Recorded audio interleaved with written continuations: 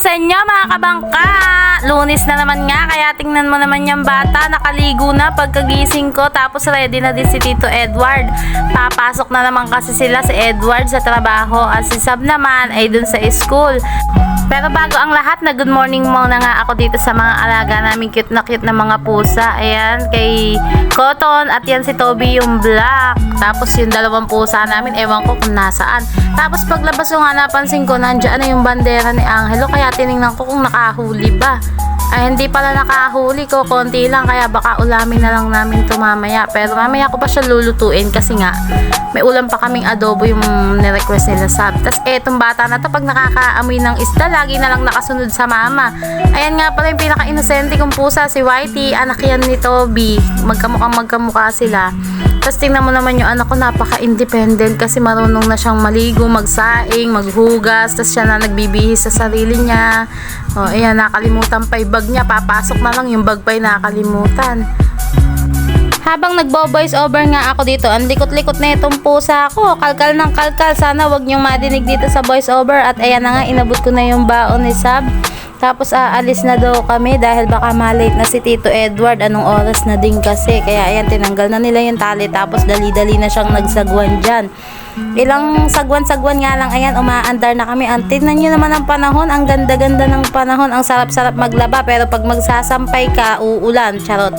Bakit kaya ganun, no? Tuwing Lunes, tamad na tamad tayong bumangon. Pero kailangan kaya babangon pa din tayo kahit anong tamad natin.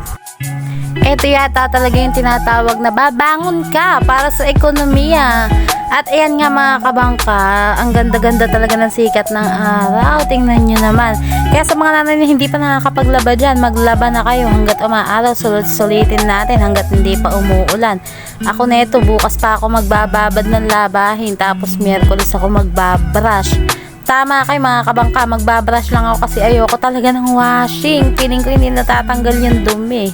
At iyan, matapos nga ang ilang minuto, nakababa na sa Edward. Tapos eto, nandito na kami sa Pantalan. Ihahatid ko na si Sab. Ayan, bababa lang kami.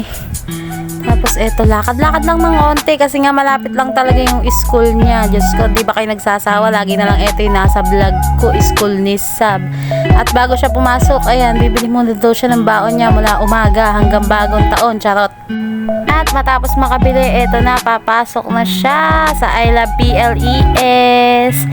Ayan, hinahayaan ko na siyang umakyat mag-isa sa hagdan. Marunong naman na siya saka malaki na yan. Sabi ko nga sa kanya guys, pag bago siya pumasok, kakawayan niya ako para uuwi na ako. At nang pauwi na nga ako, dumaan muna ako dito sa bilihan ng almusal. Dito ako bumibili ng almusal kasi ewan ko ba, napakasarap ng spaghetti at ispabok nila dito. Lalo na yung kalamay tsaka yung pansit. Ewan ko lang sa lugaw at champurado, hindi ko pa na-try kasi si Edward lang naman yung may gusto nun.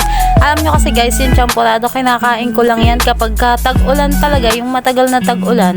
At matapos nga yung bilihan ng almusal na yan, eto, nakauwi na ako, ilang sandali lang, tingnan nyo. Nasa bahay na naman ako, nandito na naman ako sa may bantilan namin. At pagbaba ko nga dyan sa bantilan na yan, aasikasuhin ko na yung almusal para naman makakain na kami ni Boss Angelo bago siya magtahi ng lambat. At ayan na nga ang ating almusal. Meron tayong spaghetti, ispabok, at yung pangmalakasang kutsinta. Kaya naman tara, kain tayo. Hanggang dito na lang. Until next vlog. Bye-bye! Mwah!